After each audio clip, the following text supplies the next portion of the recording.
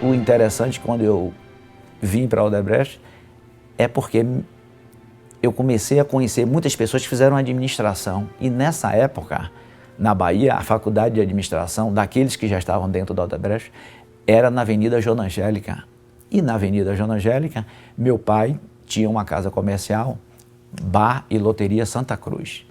E todos nós trabalhamos no balcão até se formar. E todos aqueles estudantes que passaram pela administração, mais velho do que eu vim encontrar na Odebrecht. Uns não me reconheciam porque me viam menino, garoto, e eu dizia, servi muito cafezinho a você. Ele fez de cafezinho, você aqui serviu cafezinho? Eu digo, não, no bar Santa Cruz. Não me diga, você é Genésio, aí me dizia meu apelido da época, né? E esse conhecimento, tá certo? Com um empresariamento pequeno, né? Que na verdade, naquele tempo chamava o negociante.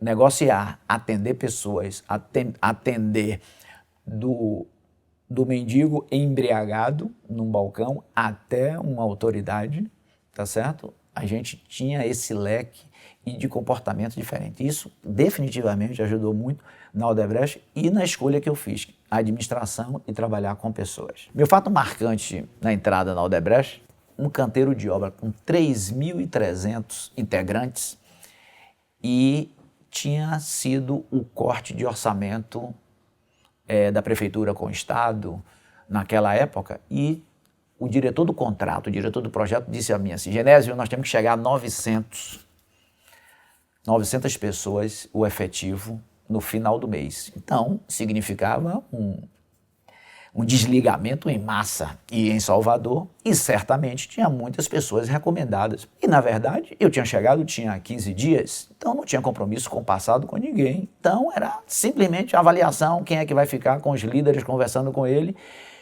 E no quarto que eu ia conversar de desligamento, o cidadão dizia assim, você sabe de quem eu sou peixe? Eu digo, não. Mas internamente no canteiro de obra, ele disse, olha, fulano é peixe de fulano, de cicrano. Quando eu fui entrevistar o quarto peixe, eu chamei o motorista e disse, vamos ali na ladeira da Conceição da Praia. É onde tem as casas todas de pescaria, ali era de esporte e de pescaria. Comprei um pacote de anzol, botei dentro de uma caixa e deixei na minha carteira. Quando chegou o outro dia que eu vou entrevistar o cidadão, eu disse, olha, eu sou peixe de fulano, então faça o seguinte, tome aqui um anzol, peça a ele para aliviar daqui, porque você vai ser cortado amanhã. Então isso, o pessoal levou na brincadeira e pensava até o homem está com o poder todo, que está demitindo todo mundo, mesmo quem é peixe. Então eu até já fiquei conhecido pelo lado mal, que eu não tinha compromisso e cumpri minha meta com o meu líder. E nós chegamos ao efetivo de que ele queria e do que o orçamento permitia. Então esse foi o fato marcante, logo na entrada da Odebrecht.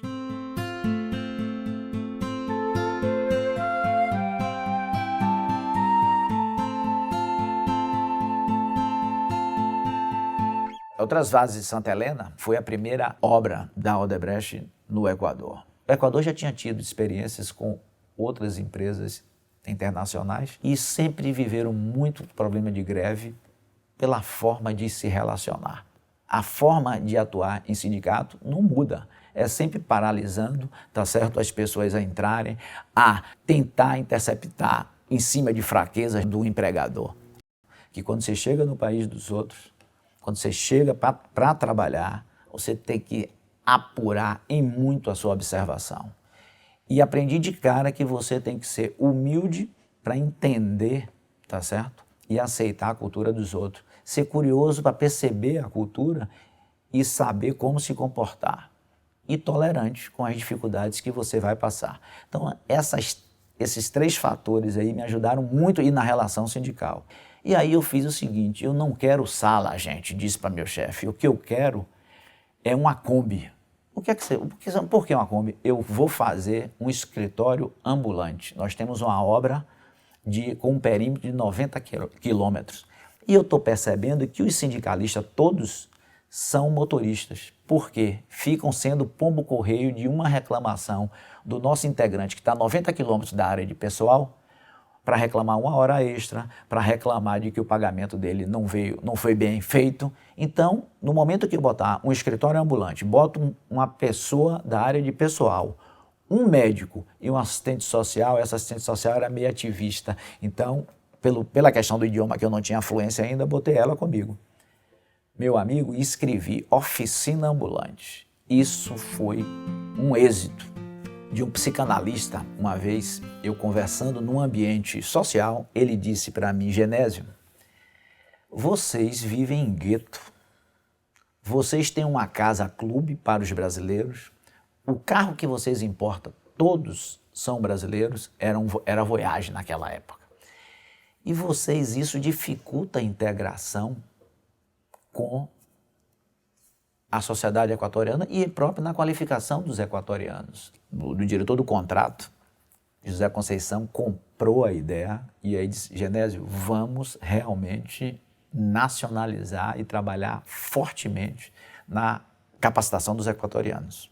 E aí percebi o seguinte, quem precisava trabalhar a liderança equatoriana, os encarregados equatorianos. E daí em diante que a gente começou a fazer esse trabalho de liderança. A última greve no Equador foi em dezembro de 89. E aí veio que a gente foi conhecer as estatísticas, que tinham 6 universidades, engenheiro bastante e sem empregos. Muitos deles trabalhavam fora da engenharia, que nós pegamos e fomos trazendo esses engenheiros em substituição aos encarregados. Então, nós usamos muito forte como plataforma, tá certo? O nosso sobreviver, crescer e perpetuar. Nós viemos aqui para ficar, não é para fazer uma obra e voltar. Para ele ter um sentimento de carreira e não de um emprego que a gente queria.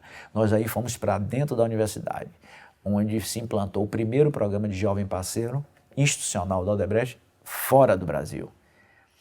E hoje nós temos esses jovens de 1993, muitos deles já são dirigentes da organização em outros países que não o Equador. E hoje nos dá orgulho porque depois de brasileiro, o número maior de expatriado que tem na organização Odebrecht são os equatorianos, fruto desse processo de qualificação que permeou aí, não foi o início e permeou por todos os anos esse processo.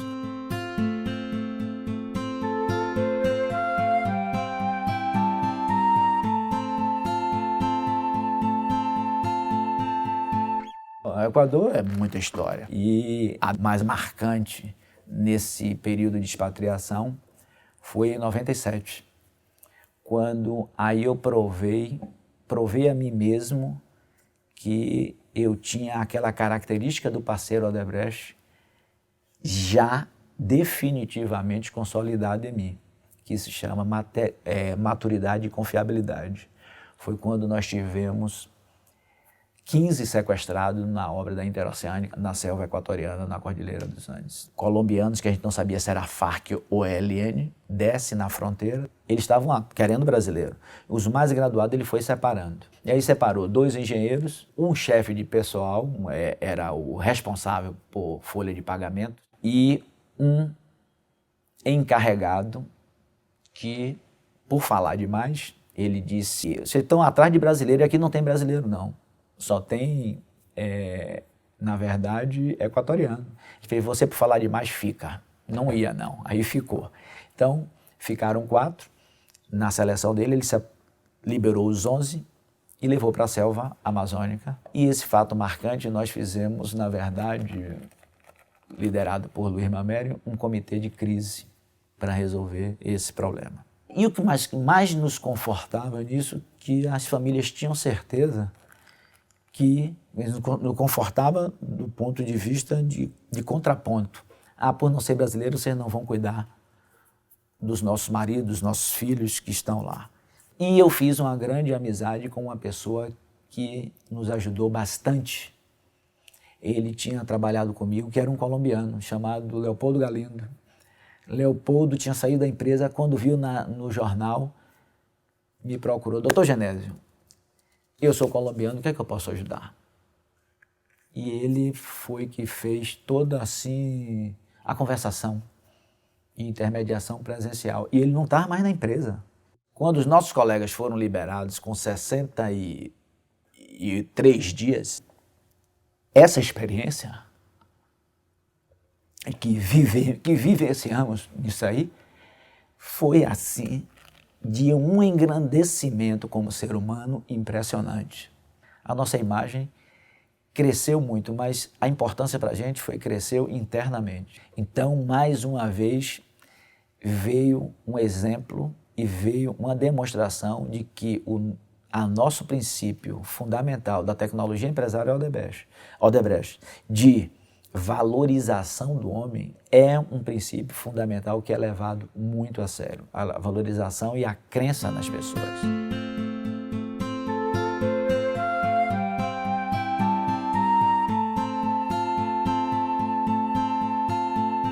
Meu irmão, Gildo Alfinete, culturalmente, ele sempre viveu muito a Bahia.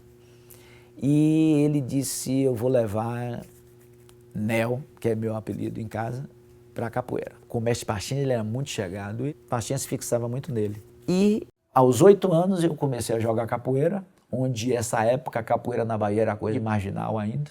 Então, entrar na capoeira, isso naquela época, com 8 anos de idade, me marcou e eu joguei capoeira dos 8 aos 18 anos quase todos os dias.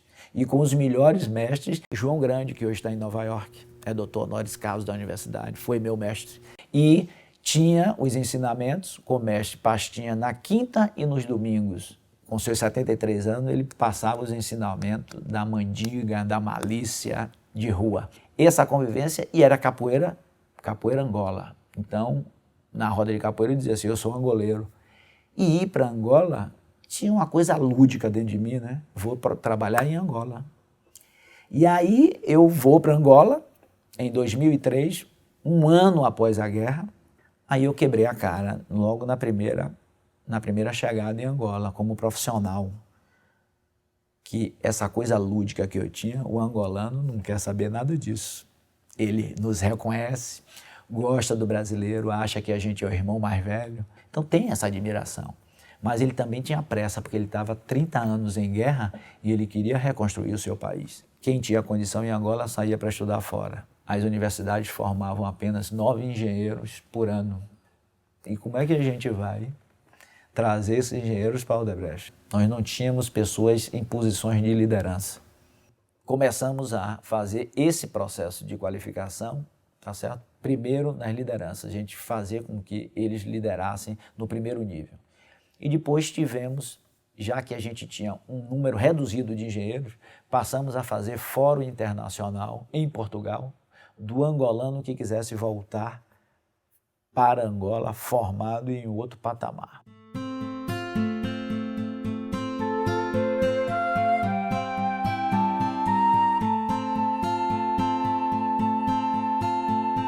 Em Angola, nós temos, né, que começou comigo, um projeto de combate à AIDS, que lá a gente denomina SIDA. E a primeira gafe cultural que nós cometemos, que nós fizemos uns cartazes para que as pessoas usassem camisinha, uma pessoa negra sem camisa no cartaz e com a mulher do lado. E minha mulher foi para a empregada a empregada doméstica, que ajudava, e deu a ela um pacote de camisinha. Ela fez, para que isso? Eu disse, não, para você usar, para não ter SIDA. Ela disse, não, SIDA quem pega é rico. Gente pobre não pega SIDA. Porque todos os cartazes que a Odebrecht está botando aí são de artistas, são negros bonitos que não são de Angola. E, na verdade, nós tínhamos pego essas fotos de banco de imagem americano. E aí, o primeiro conflito. E outra, angolano não fica sem camisa? E é verdade, só fica na praia. Quando ele sai da areia, ele bota a camisa de imediato. Então, esse foi a primeira orientação cultural que eu tive. A gente teve que trocar todos os cartazes, aí colocamos o modelo angolano. Mas o nosso programa de combate à AIDS não era somente uma propaganda. O pilar central do programa era capacitar multiplicadores dentro da Odebrecht, do nosso universo, e nas comunidades. Pois nós chegamos a capacitar 3.500 jovens, pessoas, angolanos, como multiplicadores. E foi um programa que ficou modelo empresarial, indicado pelo AFC, que é o braço privado do Banco Mundial, E com esse exemplo nós criamos em Angola o Comitê Empresarial de Combate à SIDA. Então foram as empresas onde a Odebrecht, numa contribuição com a comunidade, passou a sua tecnologia desse programa para todas as empresas. E aí essa metodologia ficou muito mais forte e hoje é um programa reconhecido e sedimentado em Angola.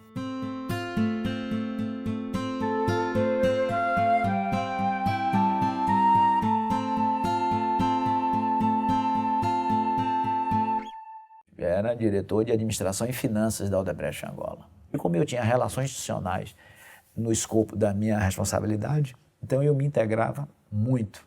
E nós fomos para 2 da tarde de um sábado, na Casa da Cultura Brasil Angola, onde teve uma cerimônia de abertura de uma exposição de livro infantil. Ia ter uma demonstração de capoeira. Eu estava de paletó e gravata. 2 da tarde, que dali nós sairíamos para um almoço com o embaixador, ministro da cultura, representante cultural de diversos segmentos. E aí o que é que aconteceu? Um dos jovens me reconheceu e chegou para mim e disse assim, mestre doutor Genésio, eu nunca me esqueci disso. Bom, mestre você já chama pelo apelido, seria, e mestre doutor Genésio, você nos dá a honra de jogar com a gente? O embaixador olhou para mim, embaixador Jorge Toné, olhou para mim e não entendeu absolutamente nada.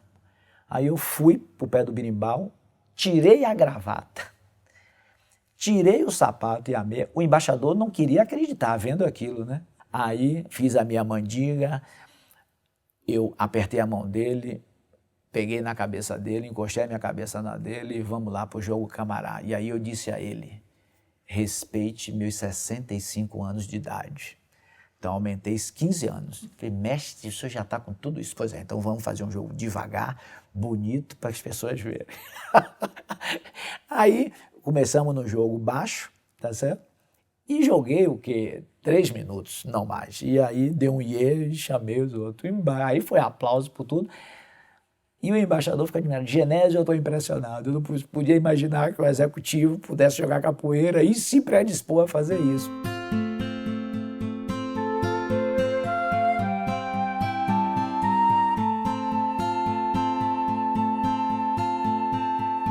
E essa integração chegou a tal ponto que os salesianos Dom Bosco, os padres salesianos Dom Bosco, que são conhecidos por serem empresários e empreendedores na igreja, eles bateram na porta com um pequeno problema, que tinha um grupo de capoeira, mas não podia fazer porque não tinha nenhum monitor que fosse graduado em capoeira. Então deixa comigo, eu vou ser o instrutor. E aí os jovens, impressionante, porque conhecia meu irmão, Gildo Alfinete, conhecia mestre Bolacete, conhecia mestre João, grande João Pequeno, através de foto, de internet, pesquisando, e mais, eles jogavam capoeira sem ninguém ter orientado eles. Eles viam por vídeo ou por televisão. Quer dizer, eles sabiam as coisas, mas sem nenhuma orientação, autodidatas, vamos dizer assim. E eu dizia, tá explicado, veio daqui, a capoeira veio dos bantos, então tá aqui. O bom de uma expatriação, e você que conhece, é deixar um legado. Eu aí botei Espaço de Capoeira Dom Bosco. Mandei vir camisa, vim as calças da Bahia brancas. Aquilo é uma alegria para os meninos. Nós fizemos um grupo de 30. Depois que eu saí, eu consegui aí um patrocínio junto com a embaixada. Nós levamos um mestre e ficou 6 meses aperfeiçoando eles. E os meninos hoje já estão muito bem, já fazem apresentações em toda Angola com os padres salesianos.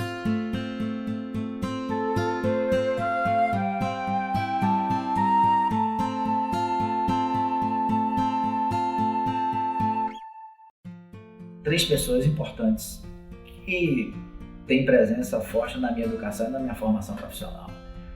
De casa, Tomé Couto, meu pai, um pernambucano, tá certo? Que passou todos os valores. Aí depois eu aprendo com o mestre Pastinha, um homem pintor de parede, que conseguiu tirar a capoeira da marginalidade e levar para onde ela foi hoje no mundo inteiro. Aí depois eu venho combinando isso com o Dr. Norberto, que eu aprendi muito pelos ensinamentos das pessoas que foram seus liderados, transformaram a mim e me ajudaram a crescer. E hoje eu vou nas comunidades e ajudo também a mudar a vida das pessoas, seja com a qualificação, seja com a melhora de qualidade de vida, com o produto que nós deixamos e com a riqueza que a gente deixa para essa comunidade. Isso é o que marca, é o legado que a gente deixa, e fazer parte de uma organização que transforma a vida, que traz a melhor qualidade de vida, isso é muito gratificante e nos honra e deixa a história até para a gente contar, mesmo para os netos amanhã.